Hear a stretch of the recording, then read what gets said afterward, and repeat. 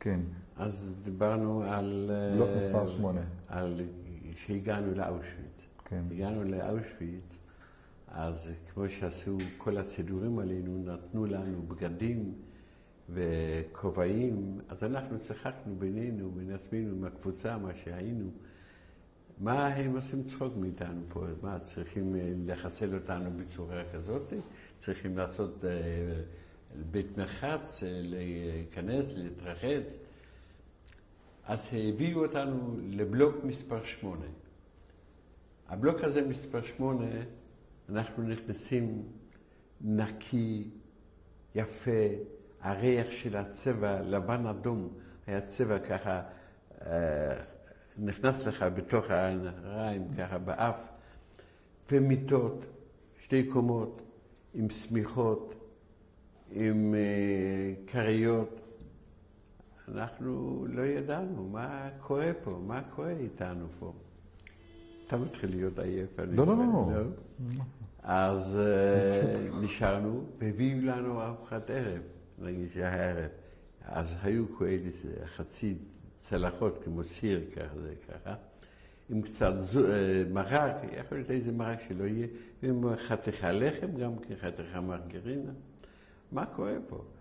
לא הבנו מה קורה, ולמה שהם מסוגלים.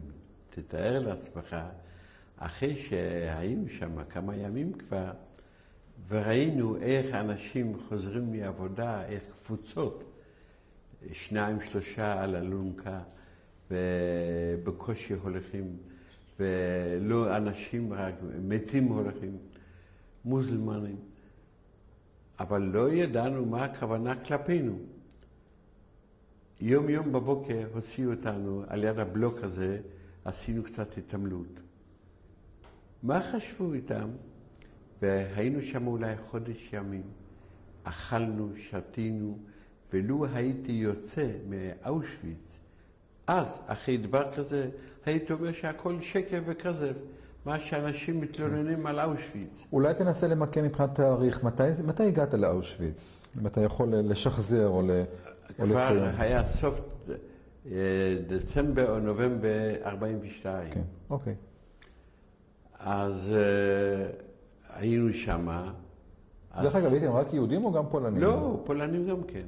אבל אנחנו בקבוצה, בחדר הזה, מה שהיינו, אז רק יהודים כמעט היינו. מי שמר לכם? הרוב היו יהודים. מי שמר לכם?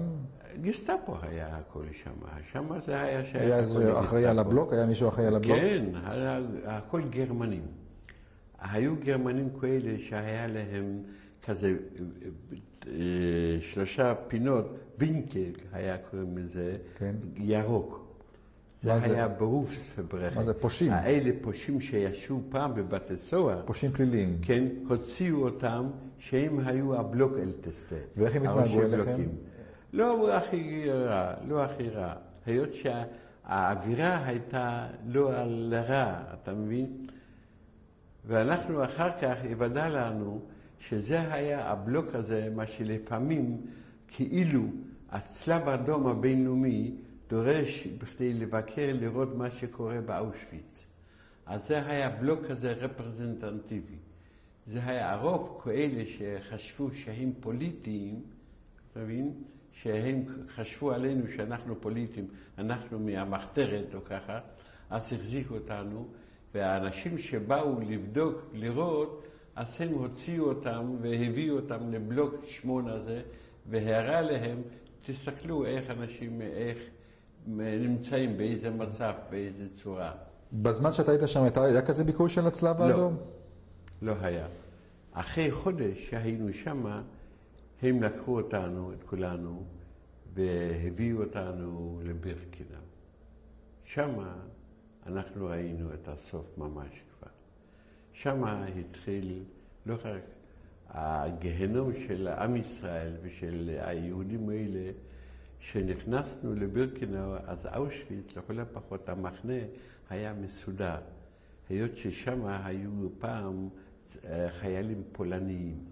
אז הבניינים, הכל היה, היית בבניין. אתה מדבר על המחנה שבו היית, אושוויץ. כן, כן. ושם בבירקנאו, אז אני אראה לך פה בתמונות אז התחילו להקים את בירקנאו. אז ממש אנשים, בחורים, טבעו בבוץ של הבירקנאו. שם מזג אוויר בכלל רע מאוד. היה רע, הגשמים, רטובות, ולא היה, לא לעמוד, לא לשכב, והיו כאלה כמה בניינים ראויים ש4 קירות עם גג של רפים ככה, ולא היו מיטות, רק היו מבטון עשויים כולה חצי של זה, למטה היו ככה שוכבים אנשים, אחד עם הראש, אחד עם רגליים, אחד עם הראש, אחד עם רגליים. ככה היו שוכבים. ותמיד לא היה שנכנסנו יום אחד שלא יוציאו 2-3 שמתו. עשו לך מספר? יש לך מספר על היד? בטח. מה המספר? אתה זוכר בעל פה? בטח, 101,019. תראה למצלמה אולי? כן, בטח, זה 101,019. מתי עשו לך את המספר ליד? תקף שהתנסנו, שם איפה היינו בזאונה, היו שם בחורים, גם כן כאלה שישבו באושוויץ, אבל הם למדו כבר את התורה הזאת, וכל אחד עבר, ולכל אחד נתנו מספר. לפי מה נתנו את המספר? לפי הסדר ציבורי, כן. עם זה הם היו כבר, היה אפשר לסמוך עליהם. אבל אני במקרה זוכר בדיוק, אחד בחור מקרקאו, שאחר כך הכרתי אותו טוב, בחור מקרקאו, הוא עשה לי את המספר. זה עוד היה באושוויץ, לא בבירקנאו. זה היה באושוויץ, המספר קיבלתי באושוויץ. אחר כך שהגענו לבירקנאו, שקמת בבוקר, אתה כבר לא ידעת איפה שאתה נמצא. זה לא היה הבדל יום ולילה מאושוויץ לבירקנאו, שמיים וארץ. כזה הבדל היה. וראינו איך היו כבר קצת אנשים שם, ולא אוכל, לא שתייה, לא לבוש, לא שום דבר. אתה מבין, זה היה גיהנום, שלא יכול, אף אחד לא מסוגל לתאר לעצמו. אבל באושוויץ זה היה גם כן ככה. אבל לא בשבילנו, אתה מבין, שאנחנו הגענו. ובאושוויץ היו הרבה דברים. אני עכשיו, שלפני שנתיים, אולי 3, שהייתי בפולין, נסעתי באופן מיוחד. אני, אשתי, 2 בנים שלי ונכד אחד, הגדול. אני אראה לך אותו. אז ביקרנו בכל המקומות האלה. ביקרתי בפלשוב, כל המקומות האלה, איפה הייתי ומתי ברחתי, ושם יש לוחות כאלה. ואחר כך נסענו מקרקאו, נסענו לאושוויץ. אז באושוויץ באתי עם הילדים, אמרתי להם שאני ותיק, שהייתי פה, אז נתנו לי להיכנס באופן חופשי, לכל אחד נותנים שם. והתחילו לבקר. כמה תמונות אתה תראה פה, אז שם באושוויץ היה אותו הגיהנום בשביל הוותיקים, בשביל היותר אלה שישבו שם משנת 1940, אתה מבין? או מתי שהקימו את אושוויץ. שהיה איום ונורא, זה היה כלל אצלם. יצאת לעבודה, עבדת, ואחרי כמה שעות, סתם, לקח לך את הכובע, זרק לך את הכובע. אתה רצת בכדי לחפש את הכובע, להוציא את הכובע או למצוא את הכובע, והוא ירה בך. סתם חיפש דברים כאלה בכדי לחסל את הבן אדם, ללא שום סיבה, ללא שום דבר. אבל מה, הרוב נפלו גם כן, היו בונים תעלות, סתם תעלות. אם כן היה צורך בזה, לא היה צורך בזה. בזה אז היית צריך לרוץ, לרדת ולהביא את החול. והיו אבנים, היית צריך להביא את האבנים. אז הלכת, הבאת את האבנים ממקום למקום. אחר כך לקחת אותם בחזרה ממקום הזה למקום אחר, ללא שום צורך. סתם, אתה מבין, לטפל באנשים, וסתם למצוא איזה תירוץ עבור שאו נפטרו, היות שלא אכלו, אנשים עבדו. אז הרוב, המילה הזאת היא מוזלמנים, לא מוסלמים, רק מוזלמנים. מה היה מוזלמן? מוזלמן זה בן אדם כזה שלא אכל, לא שתה, שום דבר, אתה מבין? והוא ירד מהכוחות וירד מהמשקל, והם עשו סלקציות. כל כמה ימים עשו סלקציות, והוציא מהסלקציות האלה אנשים שלקחו אותם לקרמטוריום. כן. בבירקנאו גרת באיזשהו בלוק מסוים? בטח, איזו שאלה. באיזה בלוק אתה זוכר? קודם כל גרתי באחד מספר 10. אחר כך באחד מספר 22. מתי עברת ולמה עברת? הם לפעמים לפי הקומנדו, לפי הקבוצה אנשים לאיזה עבודה יצאת. באיזה קומנד אתה היית? אני הייתי בסוף, עבדתי כבר, אז הייתי בבלוק 4, זה היה קומנדו חשמליים, חשמלאות. עוד לפני זה, בוא נתחיל מההתחלה, נלך לפי אם אפשר לפי הסדר. כשהגעתי בקומנדו הראשון עבדתי בשייס קומנדו. ממש כמו שאתה שומע, זה היה קומנדו, מה זה נקרא שייס קומנדו? ניקוי מכרעות. ניקוי מכרעות, כן, הגרוע ביותר. מה עשיתם? הוצאנו את זה הכל הזה. באיזה צורה הוצאתם את זה? היה עגלה כזאת גדולה, והיו זורקים ככה, שופכים. עם כלי עבודה? עם כלי עבודה, או שופכים ככה בעגלה, כל הלכלוך. אז היה פלוס לזה והיה מינוס לזה. הפלוס היה שהסתובבת בכל המחנה, מצאת פה משהו, מצאת שם משהו לאכול. אתה מבין, זה היה הגרוע ביותר. זה החדשים שבאו, לא הכירו את אף אחד. הוותיקים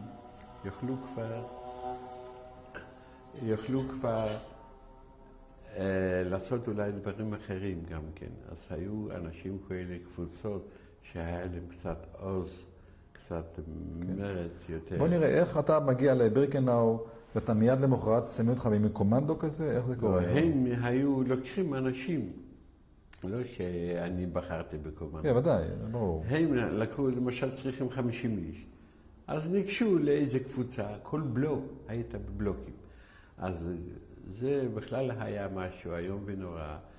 הדבר שקמת בבוקר ב4, ב5 לפנות בוקר. חושך, גשם, בחורף, אתה מבין?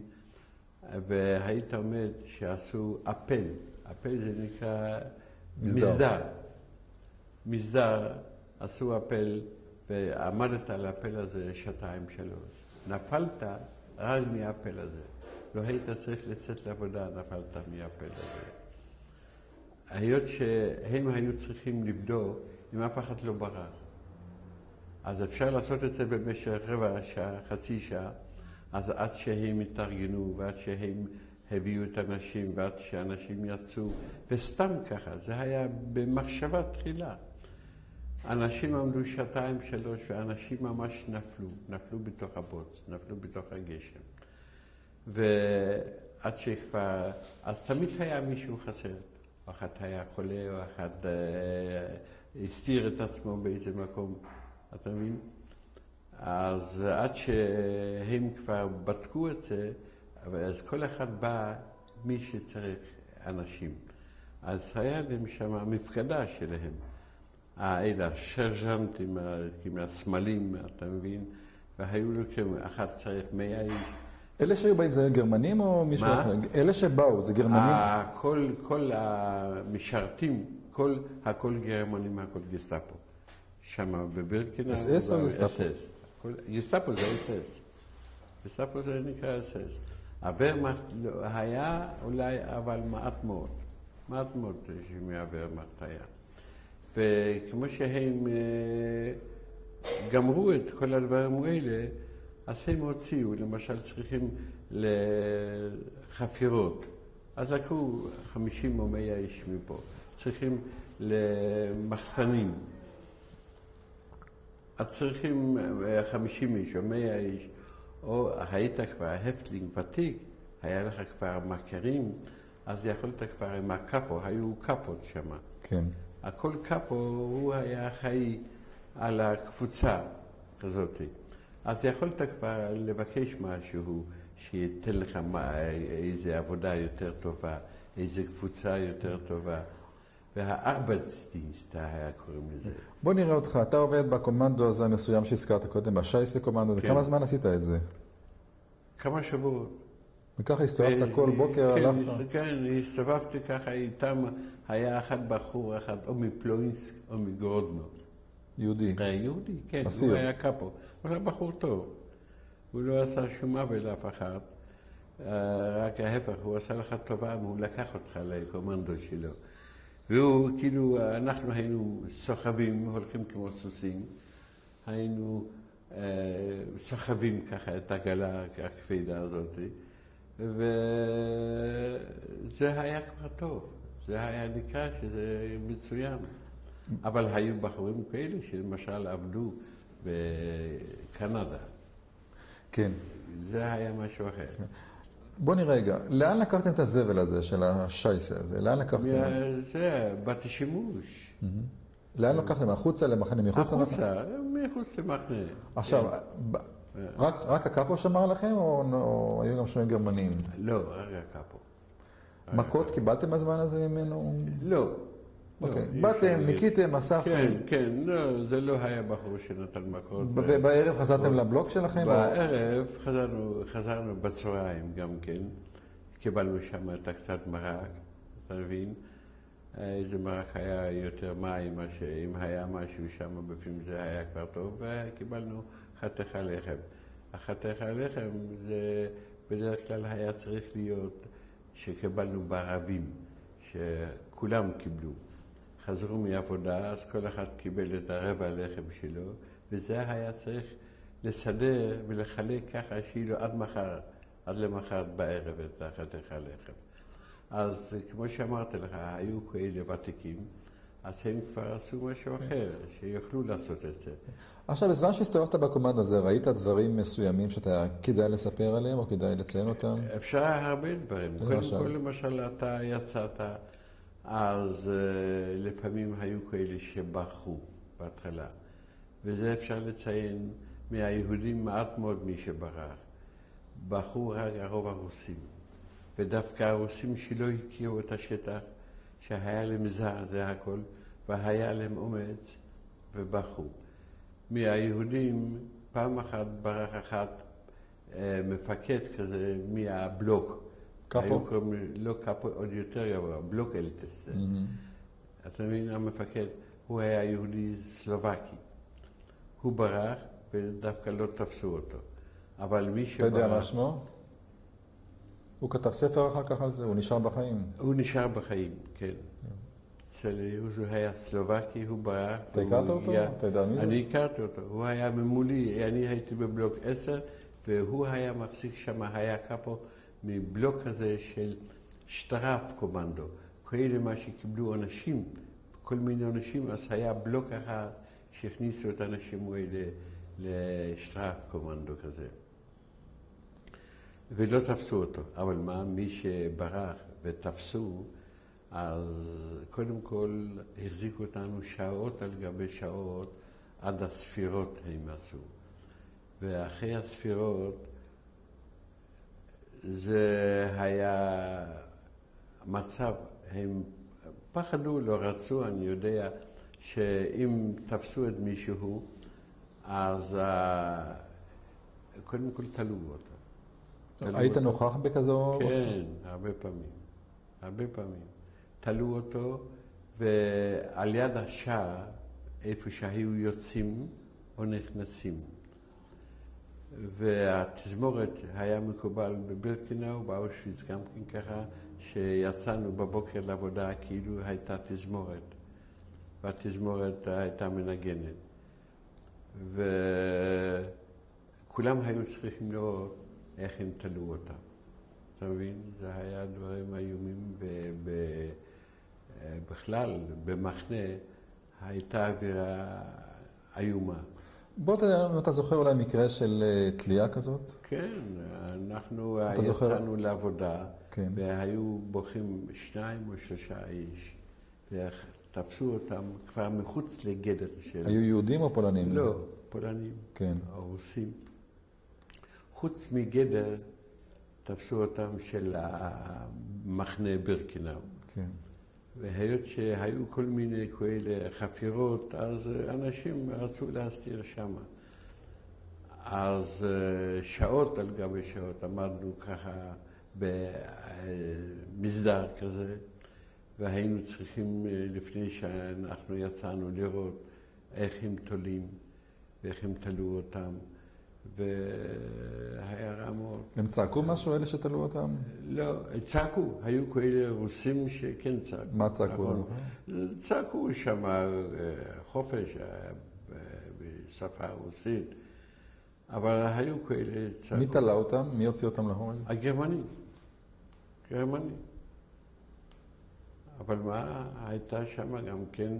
הם עמדו, קשו להם את העיניים או שאתה לא זוכר? או שאולי כן אתה זוכר? יכול להיות שכן, אני לא אגיד אולי, אבל זה לא היה כבר חשוב, קשו להם את העיניים, לא קשו את העיניים. היו מצבים כאלה מחרידים. אני אגיד לך שהיו דברים כאלה שלמשל נכנסת למחנה מעבודה, והיו כאלה שמצאו איזה תפוח אדמה, או מצאו משהו אחר, איזה דברים אחרים לאוכל, אז קיבלו מכות. אז הם מצאו אצלך משהו, אז קיבלת מכות, אתה מבין? העניין של מכות ושל הסלקציות, זה היה הדבר הגרוע ביותר. אתה בסיבובים שלך בבירקנאו, הרי אתה אומר שהסתובבת עם אותו דבר שנקרא שייסה קומנדו. כן. הגעת גם לאזור הקרמטוריום? אני אגיד לך, אני אחר כך, אחרי שייסה קומנדו, עבדתי סתם בחפירות כאלה.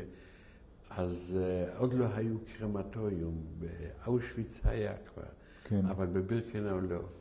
אז אנחנו חפרנו חפירות שהם שרפו את האנשים, את היהודים, הם שרפו בבור. אנחנו היינו חופרים בור כזה גדול, בקוטר שאני יודע של 2-3 מטר, ורובעים, זה תלות כאלה על יד זה, כן. ושם היה זונדר קומנדו. כן. וזה היה על יד הזונדר קומנדו, והזונדר קומנדו, הם היו מטפלים באנשים בשריפה. אבל אתה עצמך יצא לך לעבוד בזונדר קומנדו? בזונדר קומנדו דיברתי עם אנשים. אבל אתה עבדת בזונדר קומנדו? לא. אוקיי, אז בואו נחזור אליך. היו עוד דברים שראית וראוי לציין אותם במסגרת העבודה שלך בקומנד הראשון שבו עסקת? דבר אחד היה ידוע, שהגרוע ביותר היה היציאה לעבודה. יצאת 50 איש וחזרת 35. אבל אתה בקומנדו הזה לא כל כך סבלת מבחינת מכות וכו'. בקומנדו הזה, אז אני סבלתי מטעם עבודה.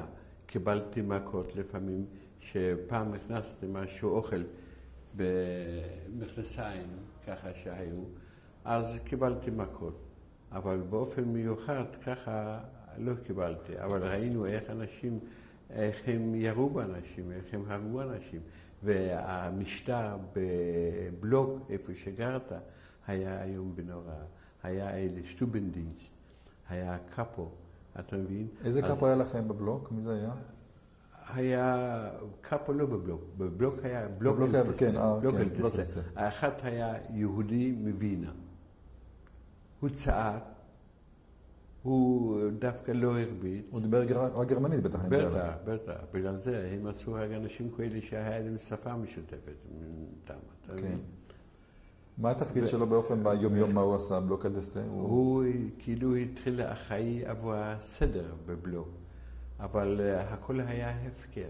מי שניגש אליך נתן לך לא סתם סתירות, אבל הרביץ לך, אז קיבלת את זה. למי שהיה כוח להחזיק ממ"ד, תחזיק ממ"ד, ולמי שלא היה, אז נפל. אז עשו הגרוע ביותר מה שהיה, שכל כמה ימים, אז שהיו המסדר הזה, אז עברו ועשו סלקציה. מי שחלש הוציאו אותו, אתה מבין? מי שחולה... בוא תדע כזו סלקציה, עומדים כזו בשורה באפל כזה או בתוך הבלוק? אתם באפל. בחוץ? בחוץ, הכל בחוץ. אתם עושים איזה תרגלים מסוימים באפל הזה? מה אתם עושים? לא, אתה עומד. אתה עומד, לפעמים לא. אבל ככה שעמדת שעתיים על גשם, ושהיית מת כבר חצי מת עד שהלכת לעבודה, אז כבר חזרת ולא יכולת להחזיק מעמד. עכשיו, בשעה 4-5 בבוקר מתחיל לאפל. הגרמנים גם כן באים לשם לאפל. הם באו ב7, ב8. אז מי שומר עליכם עד אז? השטובנדינסט או הבלוקלטסט. אוקיי. הם היו מסכים. והם מוסרים את הפיקוד לפיקוד, כן, אחד שהיה לאגר אלטסטה.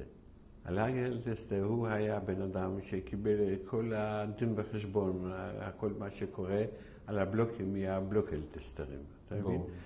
זאת הייתה היררכיה כזאת, שהשטובנדי, שוב פעם, הוא היה צריך לשמוע את הבלוקלטסטה, מה שהבלוקלטסטה אומר ועושה. אני קופץ רגע לסוף ברגע אחד. האם מישהו מהם נשאר בחיים? אתה חושב למשל, בלוק אלטסטה כאלה, הם השאירו אותו או שגם אותו הם חיסלו אחר כך? אני אגיד לך, מי שנשאר בחיים, אז בקשר לזונדרקומנדו, אז זה היה אצלם ככה שכל כמה חודשים הם החליפו את הזונדרקומנדו. כן. וכל אלה, הוותיקים שרפו. לא, למשל, בעל תפקיד, אדם שהיה לו תפקיד כמו אחראי בלוק אלטסטה, כן. היה לו איזשהו יחס מיוחד מצד הגרמנים? הוא קיבל יחס מיוחד. יותר אוכל? יותר אוכל. הוא היה יכול לארגן יותר אוכל, היות שהוא היה מקבל את האוכל, והוא היה מחלק את האוכל. עכשיו... אז היה לו אפשרות לעשות כל מיני דברים. מישהו מהם, בסופו של דבר גם אותם חיסלו או ש... בסופו של דבר אני לא יכול להגיד לך אם הרוב נפלו, אבל לא היה ככה שיקחו את הבלוקלטסט, ישלחו אותו, היות שהיה לו תנאים יותר טובים, והיה חי יותר טוב. אני זוכר אם פעם אחת עשו דבר כזה, זה היה בסוף דצמבר אולי. דצמבר 42. כן, ומה עשו? הורידו את הלבוש מאיתנו, כולם, אנחנו היינו ערומים, ובבירקנאו היו כבר שתי מחנות. מחנה הוותיקים הישן, ואנחנו בנינו, אלה שהגיעו לבירקנאו, מחנה חדש לגמרי. צריפים חדשים, הכל חדש. הראשון, הישן הזה, שם הכניסו, עשו את זה פראונלאגר, בשביל נשים. והראשון, מה שאנחנו עברנו כבר לדבר חדש, למבנה חדש. זה לא היה בלוק אחד. זה בדרך כלל, אני חושב שהיה 50 צריפים ארוכים. 50 צריפים ארוכים. הורידו מאיתנו הכל, ורצנו איזה, לא אגיד הרבה, 3 קילומטר. ממש ערומים בחורף, בשלג, בגשם, ולקחו מאיתנו כל הביגוד מה שהיה, וכאילו הם עשו דזינפקציה, וזרקו את זה למכלים גדולים כאלה, כל הביגוד, ואחר כך, כשחזרנו מהדזינפקציה, זה היה ממחנה אחד למחנה שני. כשחזרנו מדזינפקציה, אז הוציאו כל המזונים, הכל, היו רק קרשים, אתה מבין? והביגוד היה רטוב, ונשארנו ככה לילה אחד ללא שום דבר. לילה אחד ללא שום דבר.